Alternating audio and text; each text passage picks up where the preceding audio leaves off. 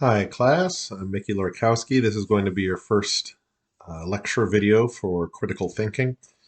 And before I got into the material, I wanted to say a few things about how you should use these lectures generally. First of all, of course, online courses don't have to be lecture-based.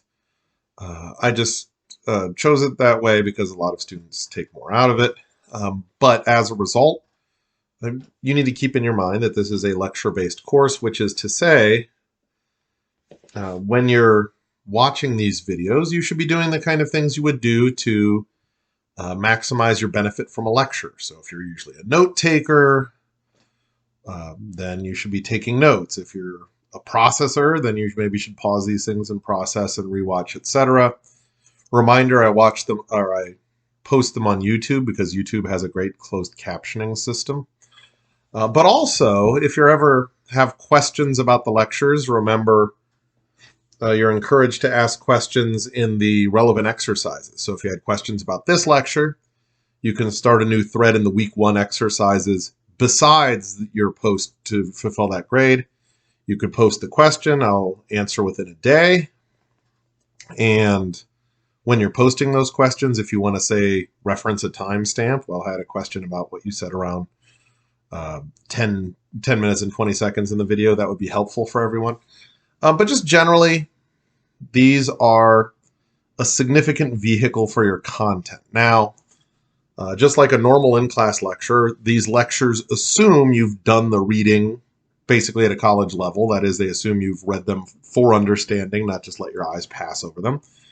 And so my job is not to explain the readings to you. You're in college. That's never the professor's job to read to you. But instead, our job is to make a richer experience of the reading. So that could happen in a few different ways. One, no textbook has everything, and so I will be adding things that are not in the text, but I will try to be very explicit when I'm saying this is not in the text if you want to pay extra attention to it for the exams. Two, though, I'll try to walk you over some of the more difficult points in the text. When things are relatively self-explanatory, I probably won't say much about them. But then three, I try to kind of gather things together in a way that it contributes to your web of beliefs rather than just a process spit out thing. So we're going to try to kind of pull together the points as we go through. And so those are the main things I'm doing. The lectures will be a little bit condensed because unlike when I'm in a classroom and there's students asking questions and there's back and forth, this is just the lecture without that, which means the back and forth takes place in your court. So when you're posting questions in the discussion boards, etc., that's where we'll have that interaction. So expect these to be a little denser than an in-class video, but in-class lecture. But remember, you could always pause, rewatch, post a question, and wait for the answer before you keep watching, etc. So that's overall how you should be using the lectures in the course. Second, though, this is the really introductory lecture, and so it tends to be a little bit bigger picture, whereas later lectures will be focusing on specific skills. And so there's a sense in which this won't be typical. However, notice that we are having 2 textbooks in the course. Whoops. As I mentioned in the reading posts a few times, that it's sometimes we have 2 readings because they cover different things. So Robinson does a great job of covering cooperative dialogue, which Dowden doesn't say much about, whereas Dowden draws out the specific skill list in a way that Robinson doesn't. And so you get, it's nice to learn from 2 experts instead of 1, or 3 if you count me. But there's also this second thing that in some of the more difficult material that both authors cover, I will assign both. And that's just because they present the material in just very different styles, and maybe one does better for you than the other. And so as long as you're understanding the material, you don't have to read both. If you say, well, I got a really good idea of argument from authority from Dowden, so I'll skip it with the Robinson, that's okay. Just as long as you could do what's expected of you. But today, in the introductory pieces, both authors cover things a little differently, and I'm going to add some stuff as well. And there's a lot going on because what we're really talking about is all of the skill sets and practices that we're going to be talking about in the course. And so this is really an introduction to the course. So if it seems like a lot, we're going to spend the whole semester, or 10 weeks, I should say, unpacking what we talk about here and practicing it. So if you're not sure exactly what you should be getting out of it, remember the review sheet is always the first item in the units. So, but one of the things we talk about in the review sheet is what is critical thinking. And here I'm going to lean pretty heavily on the Dowden, the LR. And one thing he points out is that we should really think of it as a set of skills that weave together. And it's worth emphasizing a few things he didn't say as explicitly there. All these skills have certain things in common, and we'll talk about them in a minute. But there's an important sense in which they're like every other skill, which is to say, most skills are open-ended. They can't be perfected. You can't be as good as you can at generosity or as good as you can at playing the piano. Their skills don't usually, very often don't have an upper limit. And so critical thinking is a set of skills that we should always seek to improve. They're not the kind of thing that are present or absent. There are things that exist to degrees. Everybody has different degrees, but all of us should be working to be better at it. So, what kinds of skills are we talking about? In the LR, Dowden gives the list of 8 different things to understand somebody's point of view, to evaluate reasons for something, to decide what to do, decide what information to accept or reject, explain a complicated idea, apply very deliberate quality control to our own thoughts, avoid gullibility, resist propaganda. Now, what do all those have in common? It's about thinking well. And more importantly, it's about reasoning and judgment. That's really what they all have in common, is to exercise good judgment. And let me give a few ways in which these points tie in.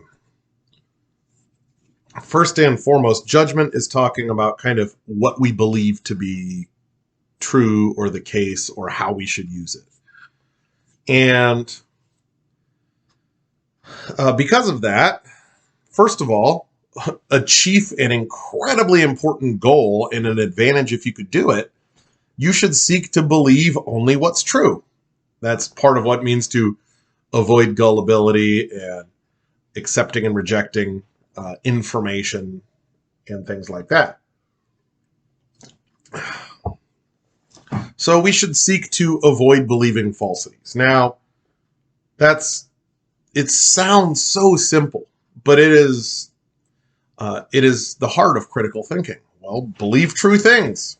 Believe good things for good, believe the right things for the right reasons, and life is good. Think about how much better your life will be, or conversely, how much worse off your life would be.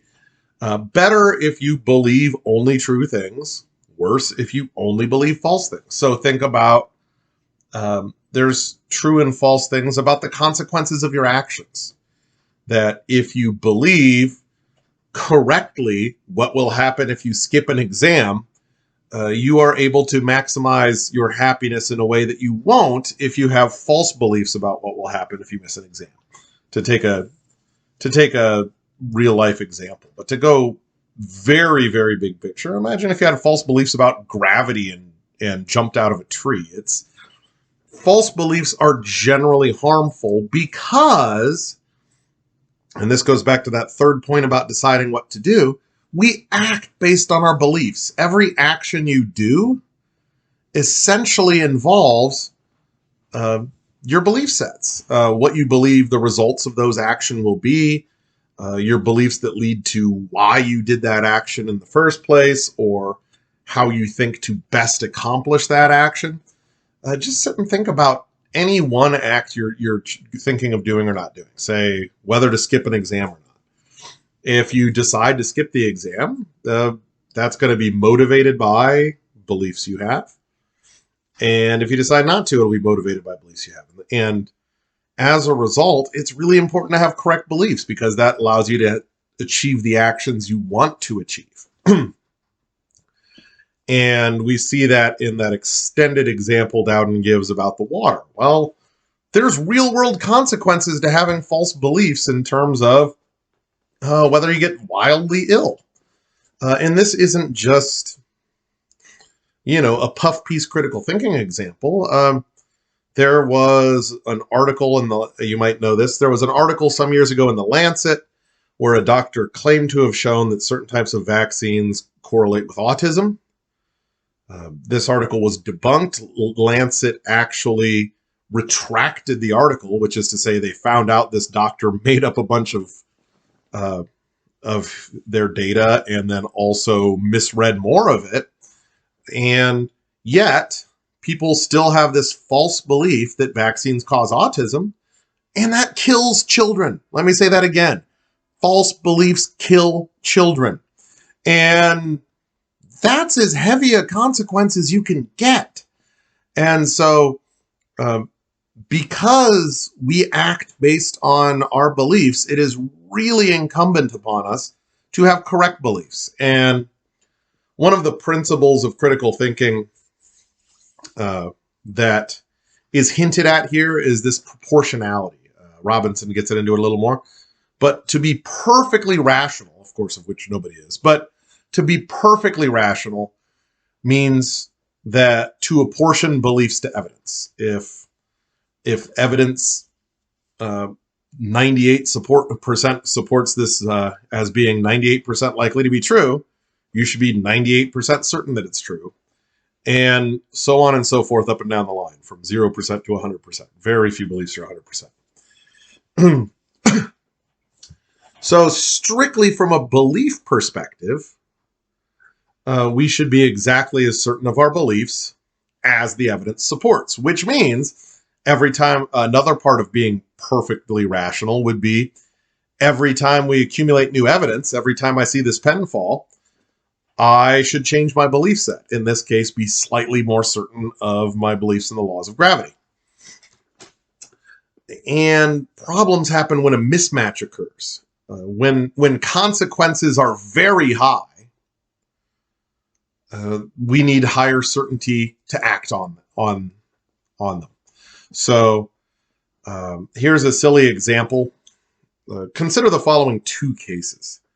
Let's say I'm playing a game where I'm sitting with my eyes closed and I'm just using my ears, trying to determine if there's a car on the road. And in game one, it's a betting game. So I close my eyes and I make a bet with my brother about whether a car is there or not. Let's say I'm 70% sure that a car is not coming. Would I bet my brother $1 that there's no cars coming? Of course, that's a perfectly rational bet to make. But that's just based on it's more likely true than not. By contrast, if I'm sitting there and I'm 70% sure that there's no car coming, will I walk across the street? Absolutely not. Because the consequences to that action are much higher and should require a much higher degree of certainty. So this is just an example of how to reason well. Well, how to reason well, one, proportion belief to evidence, but how to reason well, two, the higher the consequences of an action, the more certainty is needed. And these are basic, and they're stuff that everybody realizes to some degree, but we fall short of these standards, and we do so very often. And so having classes where we specifically draw them out and practice them and concretize them are going to be very much advantageous. And so when we're pursuing good judgments, it also means how to use them. And notice this is also a deliberate process, as Dowden points out. Deliberate quality control to our thoughts means we're going out of our way to try to only believe what we ought to believe. And I always say the thoughts we must be the most critical of are our own, because they're the ones we're the most biased about. Of course, we think all of our beliefs are correct, or you wouldn't believe them. But we have to be open to the possibility that we are wrong on some of them and be willing to revisit and revise them. And this leads to what I sometimes call the Socratic challenge. The critical thinking is housed in the philosophy department. Critical thinking comes out of what we do generally in philosophy. The father of Western philosophy was Socrates. Socrates very famously said, "The unexamined life is not worth living." In a perfect world, we should take every one of our beliefs that we have and examine it. See if we have good reasons for holding that belief. And the Socratic challenge is great because it's a win-win. Let's say I take a belief, I look at it very closely, and I find out I don't have good reasons for believing it. And maybe even I have reasons to believe its opposite. Well, that's a win. Why? Because I was maintaining a belief that's probably false, which means I probably ought not believe it, which means at some point in my life it's going to probably acting on that belief is going to cause harm to me or someone else. And by critically analyzing that thought, that belief, I realized I ought not hold it. Great. My beliefs are refined. They're improved. I am now a better person than I was before. But consider the other option. Let's say I take a belief I had, I look at it very closely, and I find out, wow, there are a lot of good reasons to hold this belief, and I should hold this belief. That's a win too, because what's happened is I've strengthened my belief. I've moved it from what Socrates called opinion to something deeper, to a justified belief, to reasoned opinion. Let me take a little bit of an example here that might hit a little close to home. So think of what you might call your formative beliefs, the big stuff, the stuff that you like to scream at other people about. These are beliefs about ethics, beliefs about religion, beliefs about politics. Over 90% of you arrived at these formative beliefs, or I should say over 90% of these beliefs were arrived at when you were a preteen. So you decided what you felt about, say, where you should be on the liberal and conservative spectrum when you were around 12, or whether you think there's a God or not, around those times. And very often just handed to you from your parents, your classmates, etc. That is not a good reason to believe anything. My parents said so when I was 11 is not a good reason to hold a belief that has consequences. And I want to pause here. That doesn't mean those beliefs are wrong. And it doesn't mean they're right. It means the reason why you hold those beliefs is not a good one. So if you take that belief, analyze it carefully, look at the reasons, and realize, no, that is a good belief. I should believe that. There are these good, well thought out, justified reasons for maintaining that belief. Well, now you are believing for good reasons, which means it's something that is articulated, it is thought out, and it's going to be kind of more closer to your core of your belief sets, and it's something much richer. And so this is why we say, kind of the Socratic challenge of looking at your own beliefs is a win-win. You either get rid of false beliefs or you reaffirm true beliefs, and that's a wonderful place to be in. I hope it also draws out that critical thinking is not equated with criticizing, right? Critical thinking means to just engage in this richer, deeper analysis of these thoughts. And it could very well mean that it turns out you were right in the first place. But yeah, more generally, and this is something that the Robinson gets to a little bit later, you have to be ready to realize some of your beliefs are wrong. True of every human who's ever existed. The smartest humans you can imagine, some of their beliefs are wrong. Let me just give you like a couple of, if you bothered to Google search it, you would find out your belief is wrong, but we're handed these beliefs by society. Everybody has unique fingerprints. Nope, that's false. It's just very unlikely that two people have the same. Capital punishment saves money. Nope. In the state of Ohio, costs $1.8 million more to execute someone to keep them in prison for life. English is the national language. The U.S. doesn't have a national language. These are just these kind of things that just kind of collect and blah and stick to you. And if you don't proceed to think of these propositions critically, you just walk around believing false things, things that are easily and demonstrably false. Like the examples I'm giving are simple Google searches. There's nothing deep and difficult to discover here. You can find them out right away. You've never been critical of those beliefs. You've accepted them. And so if we be critical of them, that means we look around a little and see what evidence there is. And one thing I wish Dowden had included, he talked about some various things that are the opposite of critical thinking, like uncritical thinking. Laziness, lazy thinking, not wanting to do the work to examine things, to research things, to look them up, is really one of the obstacles as well. I want to get into a little bit about cooperative dialogue first before we kind of talk about some of the other impediments to critical thinking. If you're aware of the impediments of critical thinking and what's holding us back, critical thinking is much easier. So that's why we'll end with that today. But before that, I want to say a little bit about, this was in the Robinson, that is the AC, but it was also in the Dowden, the LR.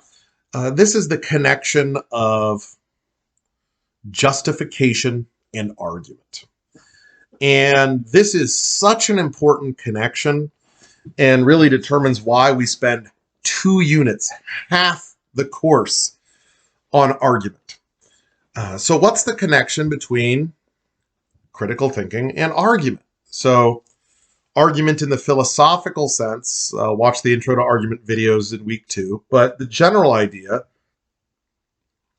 when we're talking philosophical argument, we're trying to establish that something is true. So we are articulating reasons why why something should be true. In an argument, you often learn something new. So you have this group of facts, and they support some other fact as well. That's an argument in a nutshell. Again, we're going to get into the nuts and bolts next week. But the general idea is, when you are being critical of a belief, of any belief, whether it's yours or someone else's, what that really means is to ask somebody, why do you believe X? And unless it's something you're looking at right now, you're making an inference. Well, and when you answer, why do I believe X? The answer is an argument whose conclusion is X. So, why do I believe my car is in the garage right now? My garage is right there on the other side of this wall. Notice I can't see my car. And so I'm inferring that it is still there. I have a belief that my car is still there. And if you ask why I believe my car is still there, you're asking me to justify it. And my answer would be an argument. I would say, well, I remember parking my car there last night. My memory is usually pretty reliable, very reliable. Further, I've been in my office all day and I sleep above my garage, and I have not heard my garage door open or close. And it's just about impossible to get a car out of my garage without opening and closing the door. Therefore, my car is still there. That's an argument. And learning how to evaluate that argument will tell whether Mickey is being reasonable in believing that his car is still in the garage, or whether I'm being silly. The caliber of my argument tells me whether I should hold that belief or not, whether my belief is justified. And that's it. If I start with the conclusion of an argument and work backwards and say it's a good argument because I believe the conclusion, that is the exact opposite of critical thinking. That's what we want to avoid. So there's this deep, essential connection between argument and critical thinking. Critical thinking, in many cases, just means pushing people to justify their beliefs. Why do you believe X? But our answers, our justifications, if they're not because I'm looking at it, if are an inference, which means we're making an argument and inferring X. And so that's this deep and essential connection to argument. Again, that's hit by both our authors, but really important because that's why we spend so much time analyzing arguments. If you learn how to analyze arguments really well, you will have much better chance. You'll be much better at critical thinking because you'll be much better able to spot when you should and shouldn't believe something. Things like propaganda are really just bad arguments. The other thing that Robinson gets into that Dowden doesn't is this notion of cooperative dialogue, which is wonderful in a lot of ways. It's another. First of all, it's just setting aside all the stuff about believing what is true and false. It helps you interact with other human beings. Knowledge, learning, beliefs, these are in some ways social and need to be treated in special, careful ways. And so cooperative dialogue helps our learning. And so cultivating cooperative dialogue is going to cultivate our skills as critical thinkers. And really, Robinson could even add on more than he said there. But imagine you genuinely want to know, and I mean genuinely want to know, whether one of your beliefs is correct. And you know what a terrible way to learn that is to go find somebody with the exact same beliefs as you and ask them what they think. That's opposite of critical thinking. That's what's sometimes called an echo chamber. You just want to hear your beliefs bounce back to you and make you feel better. If you genuinely want to know whether your belief is correct, go find a really, really smart person who believes that it's incorrect, right? So if I want to know if I believe that trickle-down economics works, that is, tax cuts for the rich have a higher benefit for middle class and poor. Well, I'm not going to go ask a traditional conservative. I'm going to go find, I don't know, a liberal economist and see what they have to say about trickle-down economics, because then my belief is actually challenged. And so that's an example of cooperative disagreement. So Robinson divides cooperative dialogue into cooperative disagreement, cooperative persuasion. Cooperative dialogue generally, he says, is a form of communication whose goals is a shared effort to learn, understand, figure out, and decide. Put another way, here's what our posture should be if we're genuinely engaged in the pursuit of truth. If I disagree with the economist, and if we are both trying to figure out what the truth is, that's cooperative dialogue. And as a result, we have a same shared goal. The goal for both of us isn't to win the argument. Your goal should never be to win. Your goal should be to discover what is true. And in that sense, if both of us are doing that, that means both of us are on the same side. We both have the same goal. And that's really the start of cooperative dialogue is adopting the right posture. It's not, I'm trying to win. It's, I'm trying to discover what is true, and that allows me to have a much better working relationship with somebody who's doing the same thing. You can't have a cooperative dialogue if one person is trying to win and one person is trying to discover the truth. Those are not, they're different goals. You're not going to have a good conversation there. So I do a lot of Hume scholarship. David Hume is attributed as saying, truth springs from disagreement among friends. And we don't know if he actually said this or not, but it certainly fits. So he was known for as the great infidel to his enemies because he was had all these criticisms of organized religion. And yet some of his best friends were bishops and in the clergy, because that's the kind of relationship and cooperative dialogue they had. Both of their goals was to find out what was true and correct. It wasn't trying to convert the other. And so that's at the heart of cooperative dialogue. Cooperative disagreement, a specific version, is to understand where the disagreements lie. And that's a huge and important first step. And then cooperative persuasion is trying to get somebody to believe something for only good reasons. And I want to stop there. That means no propaganda, no cheap tricks, no fallacies, no employment of reason you know is bad. Your only goal is the transmission of truth. That would be an example. That's what he means by cooperative persuasion. Because we can use cheap tricks all the time. So before we get into kind of what Robinson has as the ingredients for cooperative dialogue, it's important to stop and emphasize, what are our impediments to critical thinking? We already mentioned kind of intellectual laziness. Won't rehash that, but here's another big impediment, and the reason I mentioned fallacies and cheap tricks and all of this, it's facts about human nature, human psychology. When I say human psychology is the enemy of critical thinking, I don't mean the discipline. I mean facts about how we think. Let me give one very, very common, a very powerful example of what we're doing about this.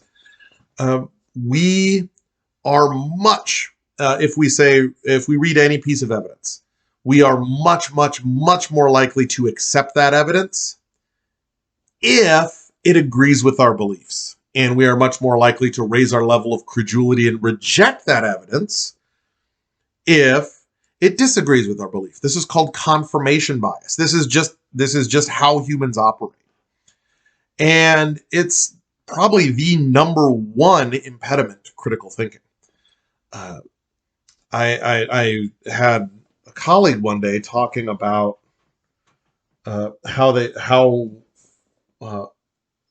admiring Jon Stewart and contrasting Jon Stewart to some of the Republican pundits. And another colleague said, "Whoa, wait a minute. Jon Stewart uses just as much bad reasoning. It's just you agree with his conclusions." And it was a wonderful and rich discussion. But it's an example of when he stopped and thought about it, and other colleagues pointed out some of these flawed reasonings in the piece he was talking about. And yeah, it was just as bad. It was just to a conclusion he agreed with. And this is somebody with a PhD who does heavy work in logic. This is why I say everybody can improve their critical thinking, and we must always be on guard against those types of biases. And that's why Dowden says that we have to have this deliberate quality control to our thoughts. Because if we're not being deliberate, if we're not stopping and making sure we're not biased, we're not falling prone to rhetoric and persuasive tricks and things like that, human nature is a hard thing to fight against. And we really must always be deliberately mindful and on guard against our own biases.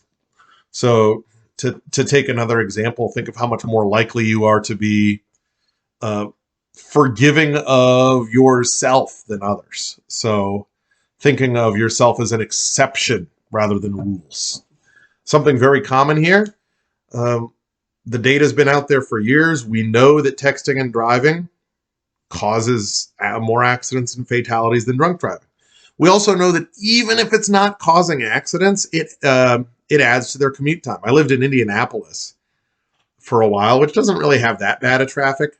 But there was a study that showed that people texting and driving added an average of 4 minutes to commute times to everybody, because people would, be driving slower on the highway than they should, or don't go through the green light long enough. And we all know this, and this data is always out there.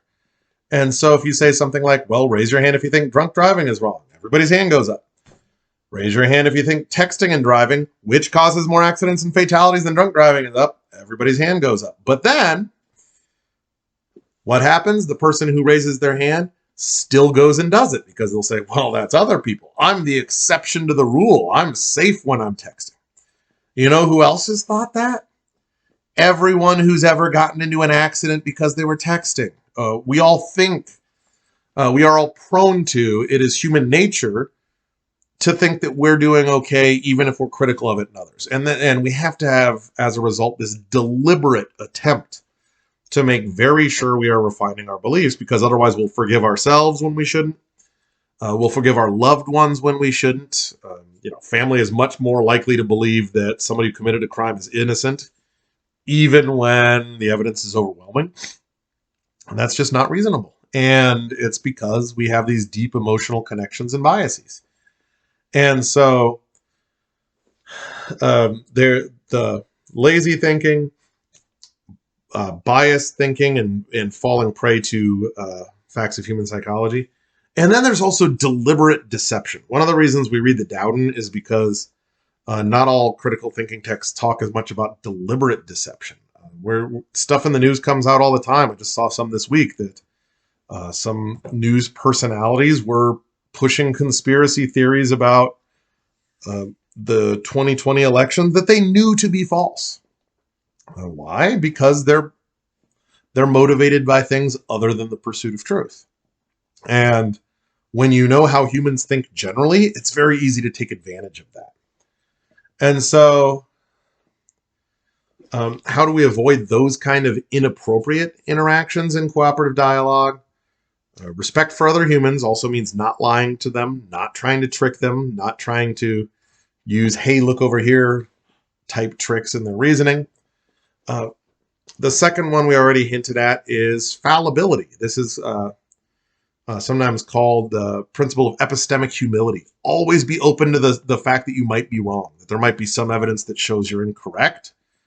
And that really, if you keep that in mind, impacts how you interact with others, because even if you think you're right, you have to be open to the possibility that you might be wrong and they might be right. And it changes the whole tone of the dialogue.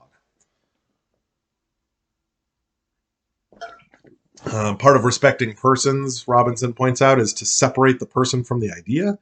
I could hate somebody's belief without hating the person. There's no problem with that. And think about some examples. If you make this big wild claim about, all people of religion X are terrible, and then you meet someone of religion X who's not terrible, well, clearly you need to separate these things. And it goes into, again, just the mutual respect and also evidence. You don't, from the fact that this one person has a belief you disagree with, does not actually justify any kind of inferences about that person, or at least very few. And so don't overstate and over extrapolate. One thing that Dowden and Robinson talk about is choosing our words carefully. What does that mean?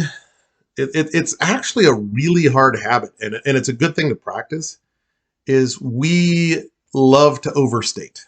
Humans, love to overstate. What does it mean to choose your words carefully? It means to not overstate. Don't state more than you're willing to defend, or put another way, don't state more than the evidence supports. An example I use in my intro courses sometimes is if you say, okay, abortion is immoral. Well, do you mean all abortions? All abortions are immoral. What about ones where it's guaranteed the mother will die? Okay, still immoral. What if there's ones where it's guaranteed the fetus will die? What about ones where it's guaranteed the mother and the fetus will die. What happened is they did the lazy route, right? Lazy, saying always and saying never are the two laziest claims you could make. All the work is done in figuring out exactly when. And when you take the lazy route, you're very prone to overstating. And so by recognizing that we need to say exactly what we're willing to defend and nothing more, requires us to choose very carefully. And then lastly, an interesting one Robinson mentioned, don't expect closure. Why? Because no controversial issue will ever be settled beyond a shadow of a doubt. We already know we already have to be always willing to examine new evidence when it's presented, which means all of our beliefs are tentative to begin with. Well, and there's nothing wrong with that. I believe X until for good reasons, but I will start believing not X if overwhelming reason suggests it. That's a proper posture. But notice that means all of our conclusions are tentative and must be treated as such. Anyway, this is definitely going to be the longest lecture of the semester, but again, it's because there's a lot of big stuff going on, and these are big picture skills and abilities that we're going to practice and unpack throughout the semester. So we kept things at a very high general level today, and that's fine because recognizing these general levels will help us situate where we need to go and what we need to do with much greater precision later, and hopefully start to recognize some of our own weaknesses and challenges and things we'll have to guard for along the way. And once we recognize our own shortcomings and blind spots, things that will make us angry instead of stop and reflect, that's a great thing to know, and so we can guard against it. Otherwise, here's to a good semester, a good class, and we will see you next time.